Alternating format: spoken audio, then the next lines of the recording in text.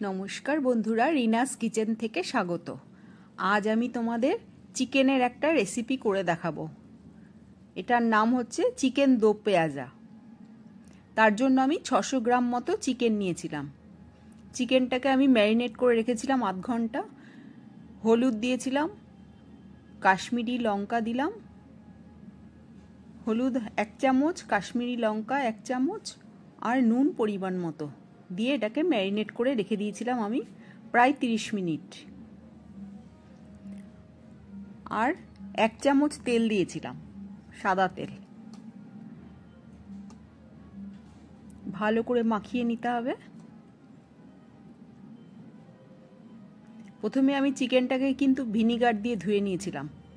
চিকেনে যদি ভিনিগার মাখিয়ে রাখা হয় তাহলে চিকেনের যদি বাজে গন্ধ থাকে সেই গন্ধটা চলে যায়। এবার আমি একটা কড়াই নিলাম, কড়াইয়ের মধ্যে 2 চামচ সাদা তেল দিয়ে দিলাম। তোমরা আরও বেশি তেল দিতে পারো, আমরা যেহেতু তেলটা কম খাবো সেই জন্য তেল কম দিয়েছি আমি। 4টে এলাচ আর 3-4টে দারচিনি দিয়ে দিলাম ফোড়নে। আর গোটা জিরে 1 চামচ মতো দিয়ে দিলাম। এবার ফোড়নটা একটু ভাজা হলে আমি পেঁয়াজগুলো দিয়ে দেবো। এবারে দুটো মাঝারি সাইজের পেঁয়াজ আমি কুচিয়ে রেখে দিয়েছিলাম, সেই কুচনো পেঁয়াজটা দিয়ে দিলাম।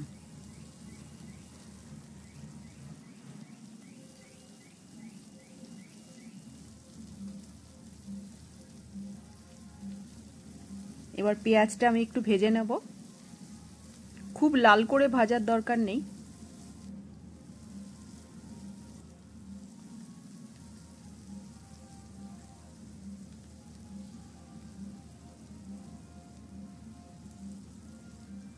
একটু গ্যাস কমিয়ে রান্নাটা করলে কি হয়, তেলটা কম তেলে রান্নাটা করা যায়।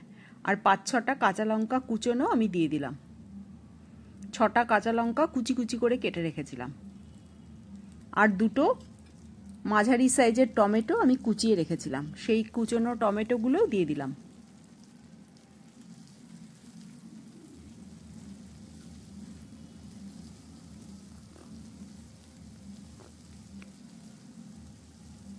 ভালো করে নাড়তে হবে যাতে টমেটোটা নরম হয়ে যায়, তার জন্য আমি সামান্য নুন দিয়ে দিলাম।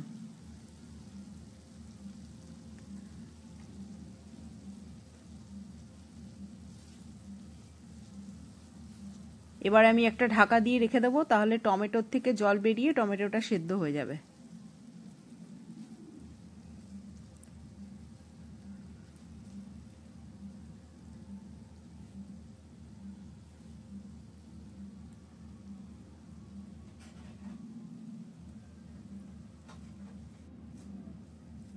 দেখো আমার টমেটোটা সেদ্ধ হয়ে গেছে, মানে একদম নরম হয়ে গেছে। এবার আমি আদা রসুনের পেস্ট দিয়ে দিলাম। আমি 1.5 ইঞ্চি মতো আদা আর 12-13টা মতো রসুনের কোয়া আমি মিক্সিতে পেস্ট করে নিয়েছিলাম, সেটা তোমাদের দেখানো হয়নি, সেটা দিয়ে দিলাম। এবার ওটাকে দিয়ে কষিয়ে নিতে হবে। যেহেতু আমি তেল কম দিয়েছি সেহেতু একটু জল দিয়ে কষিয়েছিলাম। তোমরা কিন্তু তেলেই কষাবে, তাহলে ভালো লাগবে বেশি আরও খেতে। আমি একটু কম তেলে করব বলে জল দিয়ে কষাচ্ছিলাম। এবার ধনের গুঁড়ো দিয়ে দিলাম 1 চামচ, জিরের গুঁড়ো দিলাম 1/2 চামচ আর কাশ্মীরি লঙ্কার গুঁড়ো দিলাম 1 চামচ মতো, আর হলুদ দিলাম 1/2 চামচ।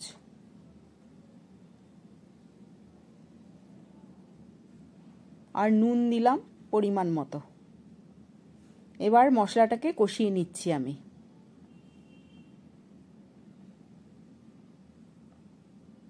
আবারও বলছি, তোমরা যদি একটু বেশি তেল দাও তাহলে কষাতে ভালো হবে, সুবিধা হবে। আমার দেখো তেল বেরোবে না, যেহেতু আমি কম তেলে ভাজছি সেহেতু তেলটা বেরোচ্ছে না। মশলাটা কষাতে হবে তেল ছেড়ে যাওয়া পর্যন্ত। আমি না জল দিয়ে কষাচ্ছিলাম।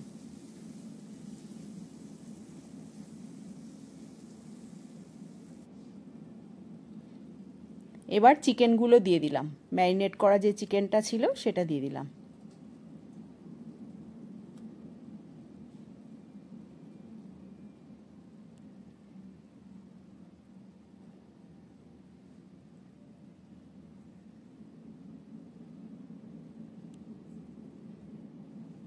চিকেনটা দিয়ে ভালো করে কষাতে হবে।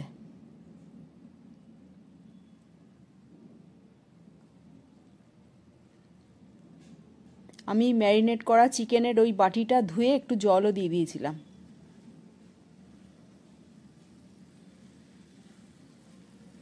দিয়ে ঢাকা দিয়ে রাখলে জল বেরিয়ে গিয়ে চিকেনটা সেদ্ধ হয়ে যাবে।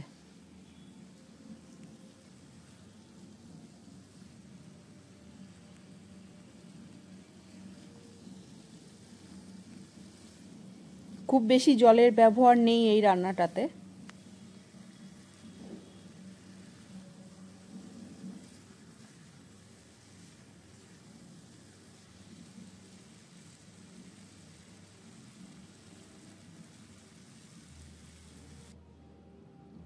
ঢাকা দিয়ে রাখলে জল বেরিয়ে যাবে।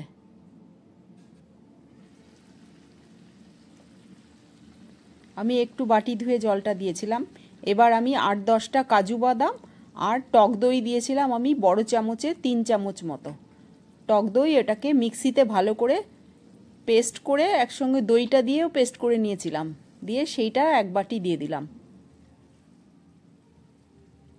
দইয়ের থেকে জল বেরিয়েছে, সেটা দিয়েই চিকেনটা রান্না হয়ে যাবে।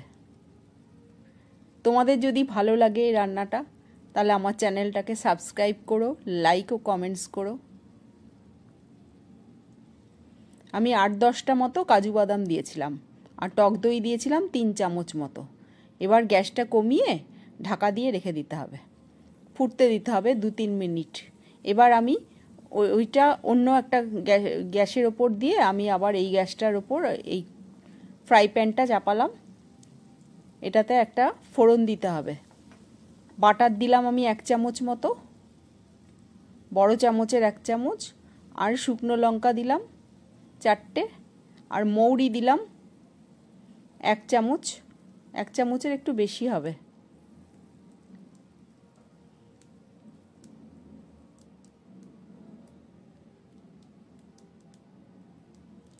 আর কাঁচা লঙ্কা 5-6টা আমি চিড়ে চিড়ে রেখে দিয়েছিলাম, সেই চেরা কাঁচা লঙ্কাগুলো দিয়ে দিলাম। তোমরা বাটার বা ঘি এটা দিতে পারো, ঘি দিয়েও করতে পারো এটা ফোড়নটা। যেহেতু দো পেঁয়াজা সেই জন্য আর আবার পেঁয়াজ দিতে হবে।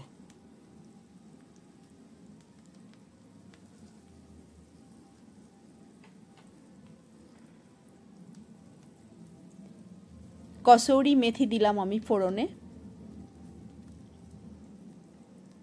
কসৌরি মেথি দিলে গন্ধটা খুব সুন্দর আসবে।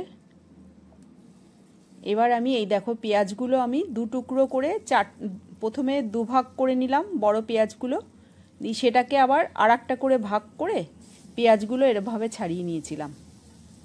আর টমেটোগুলো 2টো টমেটো আমি এরকম বড় বড় করে কেটে নিয়েছিলাম। এবার এটাকে একটু ভেজে নিতে হবে। খুব ভালো করে ভাজার দরকার নেই, শুধু কাঁচা গন্ধটা চলে গেলেই হবে।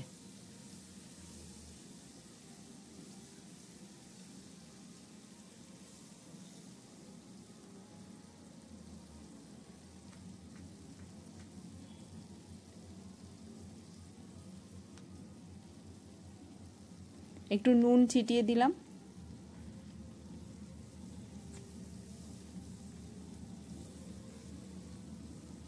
নুন দিলে একটু নরম হয়ে যাবে পেঁয়াজ টমেটোগুলো। এবারে ওই চিকেনের মধ্যে ওটা ঢেলে দিতে হবে। খুব সুন্দর খেতে হয়, খুব টেস্টি হয়। তোমরা করে দেখো, ভালো লাগবে।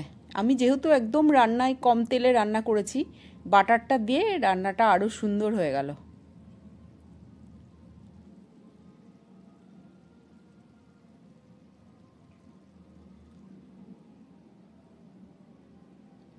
এবার আমি গরম মশলা দিয়ে দিলাম। প্রথমে এলাচ গুঁড়ো দিলাম, তারপরে দারচিনি গুঁড়ো দিলাম।